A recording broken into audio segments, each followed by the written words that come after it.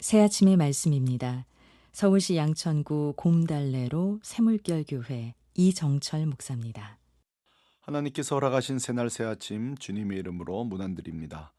오늘 하루도 주님보다 앞서지 않고 성령 따라 승리하는 하루 되시기를 축복합니다. 창세기 35장 1절에서 7절로 나를 깨우는 베델 있습니까? 제목으로 말씀 전하겠습니다.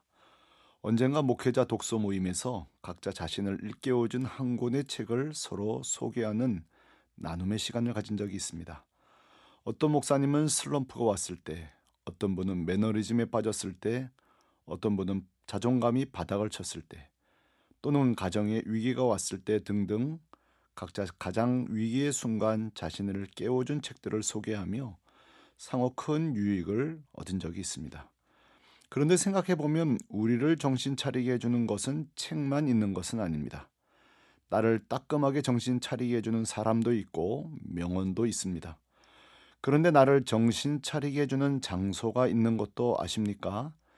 가령 오래전 어느 부모처럼 저도 새 자녀가 이렇게 자라줬으면 한껏 욕심을 가진 적이 있었던 즈음 한 성도의 병문안을 위해 중환자실을 방문한 적이 있습니다. 제가 만날 성도를 찾아 중환자 침대를 하나 둘 지나가는데 이런 우연이 어디 있습니까?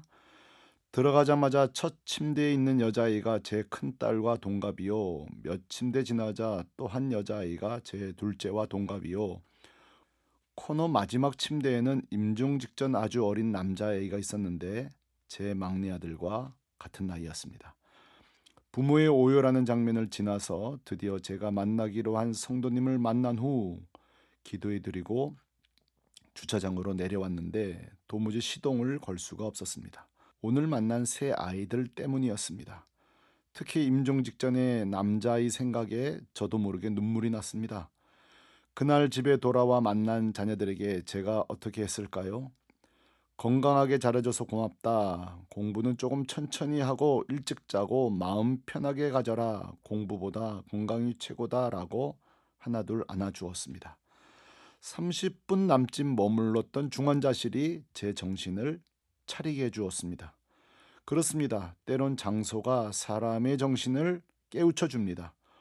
올 여름 휴가 중 철원 DMZ 비무장 지대와 제2 땅굴을 방문하게 되었을 때 북한과 한국이 이렇게 가깝다는 사실을 다시 깨닫게 됐습니다. 우리가 아직 휴전 중이라는 사실도 마찬가지입니다. 제 부친 시절부터 북녘 땅을 위해 간절히 기도했었는데 중단했다는 것도 알게 되었습니다. 이 비무장지대가 다시 제 북녘 땅을 위한 기도줄을 잡게 해주었습니다. 이처럼 특별한 의미와 사건이 담긴 장소는 우리의 정신을 일깨워줍니다.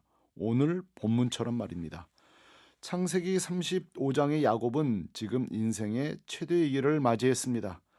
히위 족속 땅에 놀러갔던 막내 디나가 그 땅 추장 세겜에게 강간을 당하게 되자 그에 대한 복수로 야곱 아들들이 급습하여 그들을 몰살시키는 참담한 복수극이 벌어졌습니다.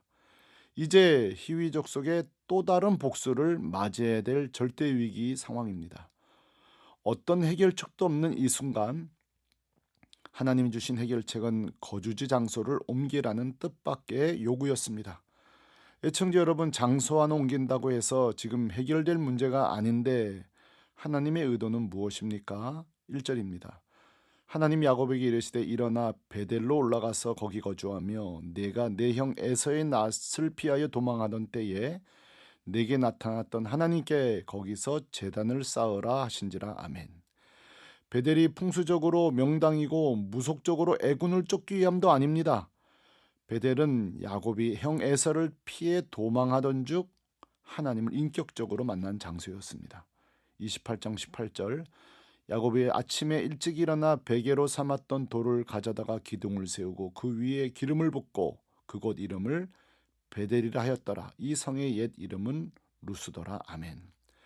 그러므로 야곱에게 베델은 첫 믿음의 장소요, 첫 언약의 장소요, 첫 예배의 장소, 즉 야곱의 신앙의 추억과 사건이 모두 모여있는 장소, 야곱의 신앙을 각성시켜주는 특별한 장소입니다.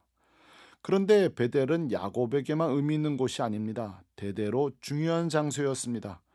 창세기 12장에서 베델은 아브라함이 애굽으로 이주하기 전 두려움 속에 있을 때 하나님이 나타나 이 땅을 너에게 주리라 약속하신 언약의 장소입니다. 제단을 쌓았던 예배의 장소이기도 했습니다. 사사기 4장에 보면 여선지자 드보라가 베델에서 재판하던 공의의 장소요. 열왕기하 2장에서는 바알에게 무릎 꿇지 않는 선지 동산이 있던 곳이 베델입니다. 정리해보면 베델은 시대는 바뀌어도 하나님이 당신의 사람들을 만나시기 위한 임재가 일어난 장소요. 언약을 체결하는 장소, 회복의 장소, 역사적 명소입니다. 애청자 여러분, 여러분에게는 내 신앙을 정신 차리게 해주는 이런 영적 장소가 있습니까? 아니 목사님, 무슨 예수 믿는 사람이 장소 타령이냐 하실지 모르지만 맞습니다. 어디든 찾아오시고 어디든 존재하신 하나님을 모시는 사람 그리스도에게는 모든 땅이 거룩한 땅이요 의미 있는 땅은 맞습니다. 그러나 우리에게도 베델처럼 정신 차리게 만드는 의미가 담긴 회복의 장소는 존재합니다. 아니 존재하여야 합니다. 가령 제가 어린 시절 40년 전 한 남성분이 저녁 예배에 오셔서 한없이 우셨던 기억이 똑똑히 기억합니다. 하신 말씀도 기억납니다. 이렇게 말입니다. 10년 동안 방황하다가 내 어머니가 나를 위해 기도하던 교회가 생각나서 나왔다고 말입니다. 그리고 한 의자를 가리키며 이곳이 어머니가 앉던 곳이라고 오해를 했습니다. 그렇게 방황 중에도 기도하는 어머니의 뒷모습을 잊은 적이 없다고 말했습니다. 그 남성에게 제 모교 신성교회는 회복의 장소 베델이었습니다.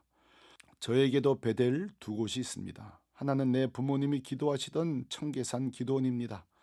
40년이 지난 지금도 변함이 없는 청계산 기도원 말입니다. 제가 올라갔을 때에 원장님께 물었습니다. 왜 이곳을 안 고치냐고 말입니다. 원장님은 말합니다. 몇 번이나 리모델링 하려 했는데 오시는 분마다 내 어린 시절 추억의 장소라고 제발 그대로 두시면 안 되는 말에 차일피일 미루다가 손을 못 대고 있었다고 말입니다. 왜 남의 건물 보고 이래라 저래라 하는 것일까요? 저에게나 그들에게나 그곳이 우리 믿음의 성장이 있고 우리가 자란 베델이기 때문입니다. 지금도 기도원 그러면 청계산을 찾는 이유는 그곳이 기도응답이 더 잘 되고 말고가 아니라 제 신앙의 초심을 회복시켜주는 장소이기 때문입니다. 저에게 또 하나의 베델은 강화도 교동에 위치한 대룡시장입니다. 제가 섬기는 교회는 강화도 인화리에 수양관을 소유하고 있는데 제가 여기 올 때마다 꼭 가는 곳이 대룡시장입니다. 왜냐하면 이곳에 제 부친 목사님께서 평양신학교 시절 6.25 전쟁으로 인해 고향 땅 황해도에서 피안 나올 때에 가장 빨리 나온 곳이 바로 이 교동이었습니다. 목숨만 살려주면 주를 위해 살겠다고 서원하신 장소입니다.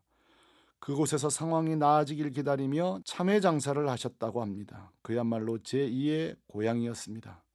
그러나 38선이 그어지면서 영영 갈 수 없는 땅이 돼버렸습니다. 교동은 제 부친에게는 눈물의 땅, 그리운 가족 사랑의 땅, 소원의 땅, 영적 베델입니다. 그리고 저에게도 교동은 우리 집안을 하나님이 어떤 은혜로 시작하셨는지 저로 하여금 초심으로 돌아가게 하는 만드는 땅, 가족에 대한 소중함과 감사를 깨닫게 하는 베델이 되었습니다.